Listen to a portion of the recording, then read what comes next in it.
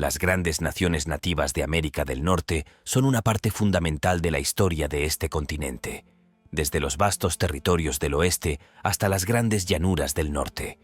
He aquí algunas de las más destacadas: Apache, Sioux, Navajo, Comanche e Iroqueses. Número 6. Sioux. Hubo un tiempo en que la tierra era considerada sagrada y los pueblos nativos de Norteamérica se consideraban hijos del Wakin-Tankin, el gran espíritu que creó todos los seres vivos. Los Sioux, entre las principales tribus que habitaron la región de las grandes llanuras, se destacaron por su estructura social y su valentía en el combate. Los ancestros Sioux llegaron a los bosques del centro norte de Minnesota y el noroeste de Wisconsin desde el río Mississippi poco antes del año 800 después de Cristo. Hacia el año 1300 después de Cristo ya habían adoptado las características de una sociedad tribal y se los conocía como los 7 fuegos del Consejo. Los Sioux formaban una confederación de varias tribus que hablaban 3 dialectos diferentes: el Lakota, el Dakota y el Nakota. Los Lakota estaban formados por 7 grupos tribales y eran los más numerosos de los 3 grupos que ocupaban tierras en el sur y el norte de Dakota. Los Dakotas vivían principalmente en Minnesota y Nebraska, mientras que el más pequeño de los 3 grupos, los Nakota, residían principalmente en Dakota del Sur, Dakota del Norte y Montana. Los Sioux eran un pueblo orgulloso con una rica herencia.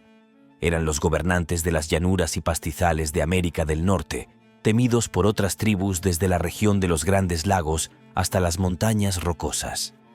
Se asentaron en el oeste de Minnesota y establecieron un estilo de vida nómada en las llanuras. Utilizaron ampliamente los caballos, animales que los españoles trajeron originalmente a los Estados Unidos en el siglo XVI.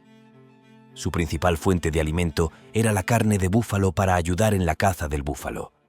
Los Sioux vivían en tiendas de campaña que les permitían desplazarse rápidamente y seguir el ritmo de la migración anual de las manadas de búfalos. Aunque los Sioux eran conocidos como grandes guerreros, la familia era considerada el centro de la vida Sioux. A los niños se les llamaba Wakanchan, que significaba ser sagrado, y eran el centro de su cuidado. Aunque la monogamia era la práctica más extendida, los hombres Sioux podían casarse con más de una esposa si demostraban ser capaces de mantenerlas. Los roles masculino y femenino estaban claramente definidos y los hombres eran responsables de mantener y defender a la familia. La caza se consideraba muy seria y las infracciones a las normas de caza podían dar lugar a que el infractor sufriera la destrucción de su tienda u otra propiedad. Los Sioux tenían un profundo apego a las prácticas espirituales. Creían que los espíritus sagrados de la naturaleza traían visiones y profecías para ayudar a guiar las acciones humanas. La danza religiosa era común entre los Sioux y los rituales de autosacrificio en los que se infligían heridas afirmaban su identidad como guerreros. También se realizaba como señal de duelo por la muerte de un pariente cercano o un jefe tribal. Una creencia común entre las comunidades Sioux es que el espíritu del difunto viajaría al más allá. En las creencias tradicionales, se creía ampliamente que este viaje espiritual comenzaba tan pronto como se completaban los procedimientos funerarios, que duraban 4 días. Los familiares y amigos afligidos asistían a ese velorio de 4 días para acompañar al espíritu hasta su lugar de descanso final. La guerra era otro principio fundamental de los Sioux. Los hombres construían su prestigio a través de la guerra, y la guerra se reflejaba en el honor de su familia. Los guerreros se llamaban acachitas y luchaban principalmente a caballo, teniendo como armas principales arcos y flechas, lanzas y hachas. Los Sioux Dakota entraron en alianza con los comerciantes franceses a finales del siglo XVII. Los franceses intentaban obtener una ventaja en la lucha por el comercio de pieles de América del Norte contra los ingleses. El primer encuentro registrado entre los Sioux y los franceses se produjo cuando los exploradores y comerciantes Radisson y Desgrossiers llegaron a lo que hoy es Wisconsin durante el invierno de 1660. Había otro grupo indígena que comerciaba con los europeos, los Ojibwa, que habitaban la región de los Grandes Lagos del sur de Canadá. Los Ojibwa se destacaban por su gran población y sus tendencias expansionistas, lo que provocó conflictos con las tribus vecinas. Los Sioux empezaron a resentirse por el comercio de los Ojibwa con los franceses y otras tribus rivales, como los Cree y los Assiniboine. Las tensiones aumentaron en la década de 1720 y condujeron a una guerra prolongada en 1736. Los Sioux Dakota perdieron sus tierras tradicionales alrededor del lago Leech y Mille Lacs cuando se vieron obligados a trasladarse hacia el sur a lo largo del río Mississippi como resultado de las batallas. Estos conflictos dentro de las tribus también eran peligrosos para los comerciantes europeos. Independientemente de con qué bando comerciaban, eran vistos como enemigos por el otro. Aún así, el comercio con los franceses continuó hasta que estos últimos renunciaron a Norteamérica en 1763. Los europeos intentaron repetidamente crear una tregua entre las tribus en guerra para proteger sus intereses, pero con un éxito limitado. A medida que Estados Unidos se convertía en una nación, la colonización estadounidense de nuevas tierras se hizo más frecuente. Los Sioux sufrieron saqueos en muchas de sus tierras y se firmaron varios tratados y negociaciones de paz que fueron violados. En el siglo XIX, los ferrocarriles contrataron cazadores furtivos para exterminar las manadas de búfalos y obligar a las tribus a establecerse en reservas. Como los búfalos casi se extinguieron rápidamente, tanto los Dakotas como los Lakotas se vieron obligados a aceptar las reservas establecidas por los estadounidenses a cambio del resto de sus tierras. A los Sioux se les dio ganado doméstico y maíz a cambio de búfalos, lo que hizo que los Sioux dependieran del gobierno para acceder a sus alimentos básicos. Estados Unidos pretendía que los tratados alentaran a los Sioux a convertir su estilo de vida nómada de caza en una agricultura sedentaria como lo hacían los europeos y los estadounidenses. En 1858, los Sioux Dakota solo tenían una pequeña parcela de tierra a lo largo del río Minnesota sin acceso a sus cotos de caza tradicionales. Para sobrevivir, tuvieron que depender de los pagos de los tratados, que a menudo se demoraban. El cambio forzado de estilo de vida y los pagos muy insuficientes del gobierno federal provocaron dificultades financieras y aumentaron las tensiones sociales dentro de las tribus. En 1862, muchos Sioux estaban hambrientos y las tensiones alcanzaron su punto álgido en la Guerra de Dakota de 1862. El primer enfrentamiento importante se produjo en 1854 cerca de Fort Laramie, en Wyoming, donde 19 soldados estadounidenses murieron en represalia. Las tropas estadounidenses mataron a unos 100 Sioux en su campamento de Nebraska en 1855 y arrestaron a su jefe en 1866. La Guerra de las Nubes Rojas se libró y finalmente terminó con un tratado que otorgaba la región conocida como Black Hills a perpetuidad a los Sioux. Pero Estados Unidos no respetó el tratado. En la década de 1870, los mineros de oro invadieron la región, indefensos y sin esperanzas de una mejor fortuna. Los Sioux y otras tribus formaron el campamento indio más grande jamás visto por los hombres blancos. Alrededor de 10 indios, divididos entre hombres, mujeres y niños, intentaron subsistir en un lugar inadecuado para todas las familias cansadas del acoso incesante y las represalias violentas. Número 5. Iroqueses. Siglos antes de la llegada de los europeos a las Américas, América del Norte estaba habitada por innumerables tribus indígenas, la mayoría de las cuales llevaban un estilo de vida seminómada, vagando de una región a otra en busca de nuevos terrenos de caza y recolectando frutos y raíces. Con el tiempo, sin embargo, el crecimiento demográfico provocó conflictos entre las tribus por las mejores zonas de caza, que a menudo terminaban en batallas violentas. Sin embargo, incluso en una época tan lejana, la democracia ya había echado raíces en América del Norte. Conocida como la Confederación Iroquesa, esta liga de naciones surgió entre las 5 tribus de los bosques del noreste que habían sido atormentadas por guerras de represalia y violencia durante muchas generaciones. Los iroqueses vivían originalmente cerca del lago Ontario y a lo largo del río Mohawk en el estado de Nueva York. Alrededor de 1600, 5 tribus, los Mohawk, los Oneida, los Onondaga, los Cayuga y los Seneca, se unieron para formar una confederación. Una sexta tribu, los Tuscarora, se unió en 1722. Había otras tribus que hablaban un idioma similar, pero que no formaban parte de la Confederación. En 1650, los iroqueses comenzaron a avanzar hacia el estado de Ohio, entre los Grandes Lagos y el río Ohio. Conquistaron y expulsaron a varios grupos de nativos americanos que vivían en la zona. Los conflictos resultantes se conocieron como las Guerras de los Castores. Los iroqueses querían más tierras para cazar y capturar castores y ciervos. Aunque las tribus comenzaron a trabajar juntas, seguramente no renunciaron a la guerra. Lucharon y capturaron a otras tribus nativas, así como a oleadas de inmigrantes europeos que llegaban al nuevo continente. Lucharon contra los primeros colonos franceses y británicos. Los iroqueses participaron en el comercio de pieles con los holandeses y luego con los británicos.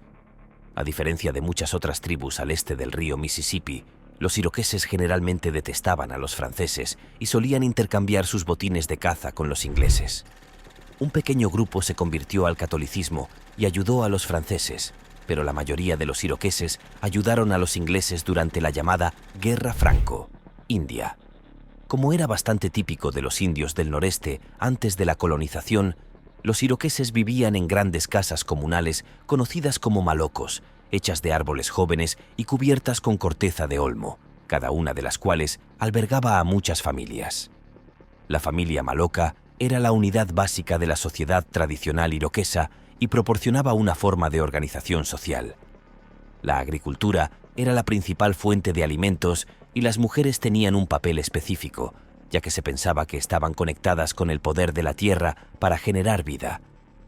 Por esta razón, las mujeres eran responsables de determinar cómo se distribuirían los alimentos dentro de la comunidad. La sociedad iroquesa era matrilineal. Cuando se celebraba un matrimonio, el novio y su familia se trasladaban a casa de la novia y la línea familiar se remontaba hasta ella. La guerra era importante en la sociedad iroquesa. Para los hombres, el respeto propio dependía de alcanzar la gloria personal en la guerra. Los prisioneros de guerra solían ser esclavizados o adoptados de alguna otra forma para reemplazar a los miembros muertos de la familia. Las pérdidas en batalla y las enfermedades aumentaron la necesidad de prisioneros, que se convirtieron en una población significativa en los asentamientos iroqueses a fines del siglo XVII. Durante la Revolución estadounidense, los iroqueses intentaron mantenerse neutrales, primero presionados para unirse a un bando o al otro. Algunas tribus, como los Tuscarora y los Oneida, se aliaron con los colonos, mientras que los Mohawk y los Seneca permanecieron leales a Gran Bretaña, con la que tenían relaciones más estrechas. En 1779, George Washington comandó la expedición Sullivan, liderada por el coronel Daniel Brodhead y el general John Sullivan, contra las naciones iroquesas no solo para invadir, sino para destruir la alianza con los indios británicos. Incendiaron muchas aldeas iroquesas en todo el oeste de Nueva York, y los indios supervivientes se trasladaron a Canadá. La Revolución estadounidense provocó una gran división entre los colonos, lo que también provocó un éxtasis en la Confederación Iroquesa. Las enfermedades traídas por los europeos redujeron la población iroquesa a una fracción de lo que había sido en el pasado. Cientos de años de coexistencia entre las tribus y el gobierno colectivo fueron reemplazados por la inmensidad de la Guerra de la Independencia de los Estados Unidos. Al final de la guerra, el temor de que los colonos no cumplieran con las súplicas de los iroqueses se hizo realidad, especialmente después de que la mayoría decidiera apoyar a los británicos y los estadounidenses recién independizados ya no los consideraran confiables. Las comunidades iroquesas canadienses de Oka y Kahnawake se convirtieron en asentamientos florecientes en el siglo XIX, que se mantenían con la agricultura y la venta de trineos, raquetas de nieve, botes y cestas. La sociedad iroquesa demostraría ser la amenaza militar más persistente a la que podían enfrentarse los colonos europeos. Aunque la conquista de sus territorios los obligó a ceder gran parte de sus tierras, su legado sigue vigente. Algunos historiadores atribuyen algunos aspectos de la Constitución de los Estados Unidos a las ideas iroquesas. La Confederación Iroquesa estableció un modelo de federalismo, separación de poderes y democracia participativa que inspiraría a líderes como Benjamin Franklin y James Madison durante la formación de los Estados Unidos. Número 4. Los navajos. Los navajos eran una de las principales naciones indígenas de América del Norte. Habitaban principalmente en el suroeste de los Estados Unidos, que hoy incluye los estados de Arizona, Nuevo México y partes adyacentes de California, Colorado, Nevada, Oklahoma, Texas y Utah. Se cree que los navajos migraron inicialmente desde el oeste de Canadá, donde pertenecían a un grupo de nativos americanos llamados athabascanos. Según los investigadores, algunos grupos athabascanos llegaron al suroeste americano alrededor del año 1300 de la Era Común. Algunos athabascanos se asentaron en el sur de Arizona y Nuevo México, conformando las diferentes tribus apaches y navajos. Las creencias religiosas de los navajos afirman que sus orígenes surgieron de 3 mundos subterráneos y que viajaron por ellos utilizando diferentes colores, negro, azul y amarillo, hasta llegar al mundo luminoso donde emergieron en las montañas de La Plata en el suroeste de Colorado. Para los navajos, los dioses crearon las 4 montañas sagradas: Blanca Peak y Hesperus Peak en Colorado, Mount Taylor en Nuevo México y San Francisco Peaks en Arizona. Se trataba de límites sobrenaturales dentro de los cuales todo estaba a salvo y seguro. Además, los dioses también establecieron 4 ríos que actuaban como guardianes defensivos. Uno de ellos fue el San Juan, que desempeñó un papel importante en algunos de los mitos navajos y actuó como línea de demarcación en los territorios navajos. Las interacciones de los navajos con otros pueblos indígenas, como la tribu pueblo del suroeste de los Estados Unidos, quedaron registradas en el siglo XVII. En esa época, los refugiados de los pueblos se unieron a los navajos tras la represión española de la Rebelión Pueblo de 1680. La rebelión hizo retroceder temporalmente a los españoles a México, pero en 1693 los españoles reconquistaron la zona del Valle del Río Grande. La llegada de los españoles también trajo consigo nuevos tipos de ganado para los navajos, como ovejas, cabras y caballos. Los navajos eran muy adaptables e incluyeron la cría de animales domésticos y la agricultura en su sistema de subsistencia. También adoptaron caballos y, al igual que otras tribus, los utilizaron como medio de transporte o como monturas en la batalla. Las influencias artísticas de los pueblos indígenas llevaron a los navajos a adoptar la cerámica pintada y el tejido. Las alfombras hechas por los navajos son ejemplos particularmente delicados de su arte. Número 3. Comanche.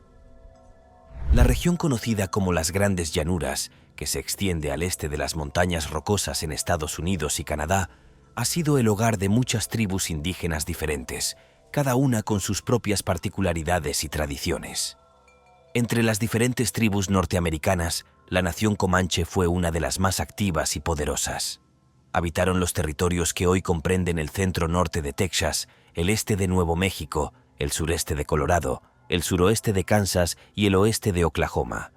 Los colonizadores españoles llamaron al territorio histórico Comancherea. Originalmente, los comanches formaban parte de un grupo de tribus conocidas como los Shoshone Orientales, que vivían principalmente en la región de Wyoming y compartían el mismo idioma y las mismas costumbres. Los Shoshone mantuvieron un estilo de vida muy similar al de los antiguos cazadores y recolectores de la prehistoria, viviendo como nómadas y sin un poderío militar notable. Esto estaba destinado a cambiar con la llegada de los conquistadores españoles alrededor del año 1500. Los europeos habían traído armas de fuego y, en particular, caballos al continente americano, lo que trajo consigo grandes cambios en la cultura de los pueblos nativos. Animales.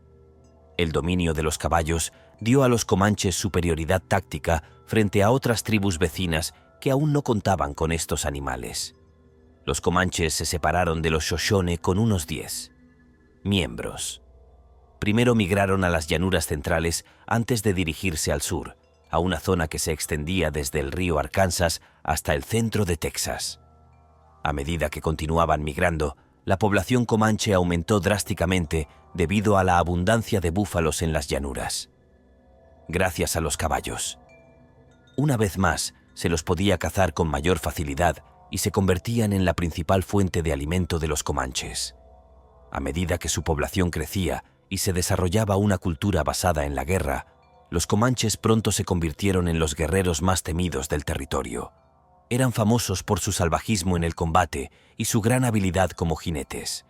También eran temidos por su costumbre de secuestrar personas y maltratarlas de forma muy cruel.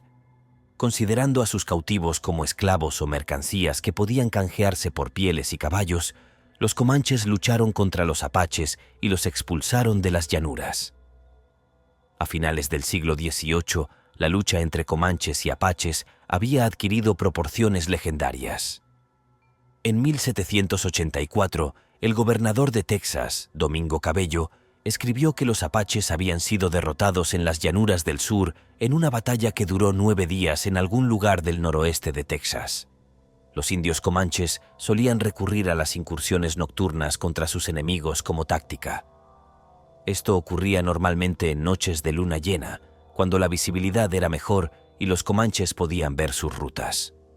Esto dio lugar al término inglés Comanche Moon, que significaba que los comanches atacaban para capturar caballos, rehenes y armas. A diferencia de otros linajes indígenas como los Cheyennes y los Arapaho, los comanches nunca constituyeron una unidad política reconocida por todos sus miembros. En cambio, se dividieron en tribus autosuficientes que perseguían sus objetivos económicos y políticos y compartían el mismo idioma y cultura. A veces peleaban entre ellos y otras veces estaban en paz trabajando juntos. En el siglo XIX, se dedicaron a robar ganado a los colonos en Texas para revenderlo. En Nuevo México, lucharon contra los mexicanos, los colonos europeos y muchas otras tribus de las llanuras durante este período. Habiendo gobernado el área de Texas, incluyendo el noroeste de Oklahoma y el noreste de Nuevo México, los comanches tuvieron tanto éxito en el arte de domar caballos que comenzaron a suministrar caballos a comerciantes franceses y estadounidenses durante el siglo XIX. La práctica tradicional de entierro de los comanches era envolver el cuerpo del difunto en una manta y colocarlo sobre un caballo detrás del jinete. Número 2. Cheyennes. Los Cheyennes son tribus nativas americanas que hablan una lengua de origen algonquino que fue ampliamente utilizada por diferentes tribus desde la costa este de América del Norte hasta las montañas rocosas. Estaban íntimamente relacionados con otras tribus como los Arapaho y los Gros Ventre, fomentando vínculos con los Sioux Lakota.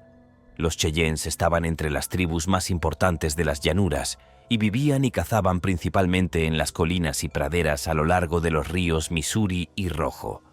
Se llamaban a sí mismos Tsistis, un nombre que se traduce de muchas maneras diferentes y puede significar personas iguales o son personas.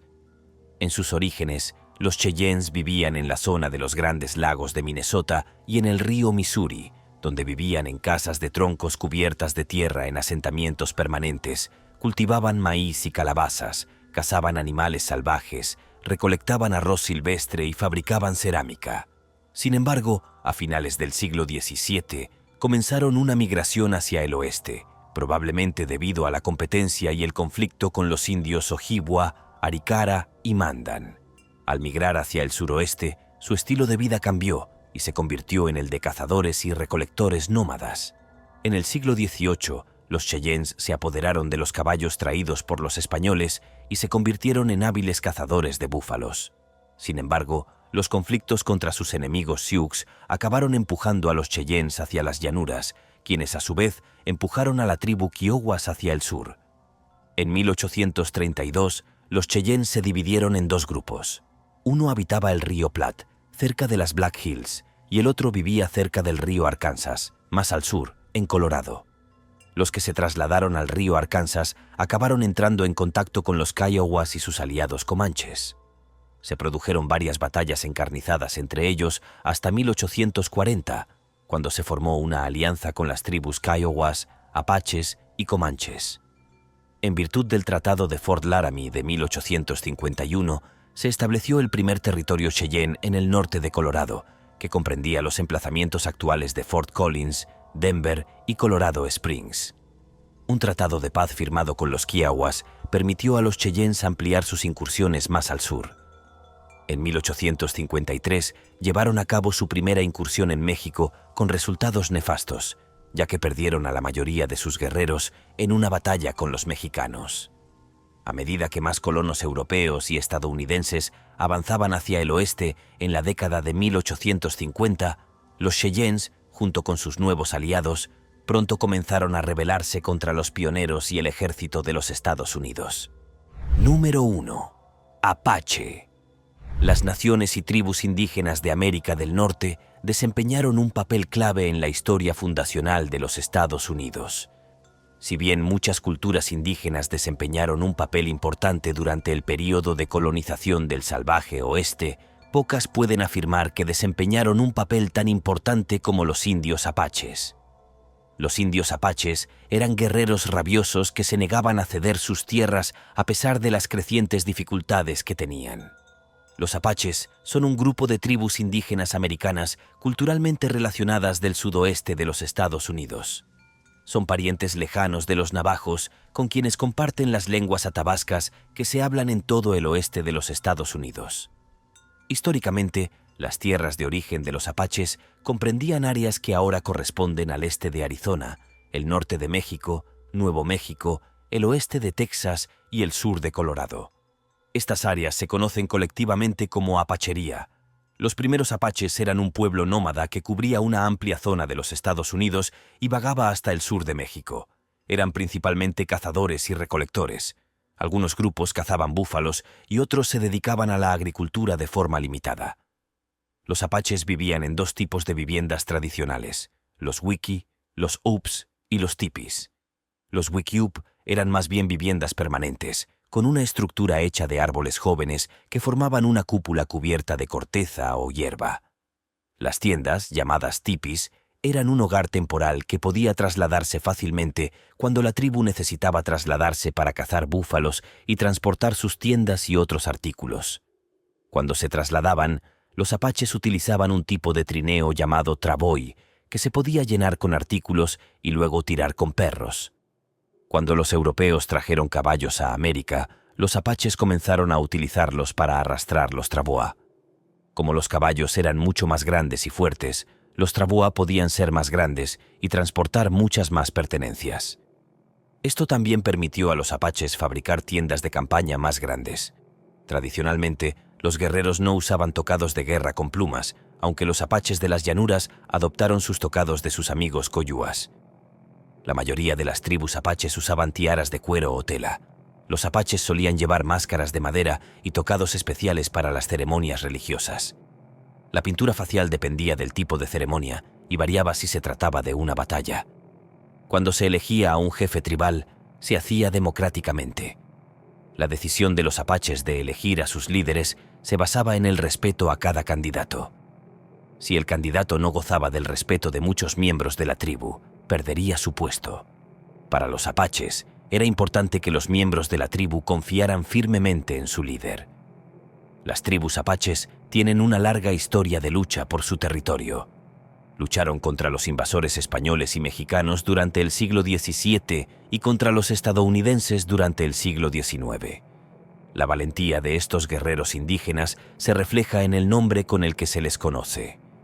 El término apache probablemente proviene de la palabra apache, que significa enemigo en la lengua zuni, de los indígenas que vivían al oeste de Nuevo México. Cuando el comercio de caballos y armas se concentró en las llanuras centrales alrededor de 1750, las incursiones indias por parte de grupos antaño nómadas, como los comanches, aumentaron significativamente. Los apaches que vivían en las llanuras se vieron fuertemente presionados por los comanches y tuvieron que retirarse hacia el sur y el oeste. Con el tiempo, estos apaches desplazados intensificaron sus incursiones contra otros indios y colonos para conseguir alimentos y ganado. Las incursiones de los apaches contra los colonos y los migrantes que cruzaban sus tierras continuaron durante el período de expansión hacia el oeste de los Estados Unidos y la adquisición de Nuevo México por parte de este país en 1848. Hubo 3 tribus apaches que se destacaron: la tribu Chiricahua, la tribu Jicaria y la tribu Mescalero. Los Chiricara eran los apaches de la Gran Montaña, llamada así por su antiguo hogar en las colinas del sureste de Arizona. Eran los más belicosos de los indios de Arizona.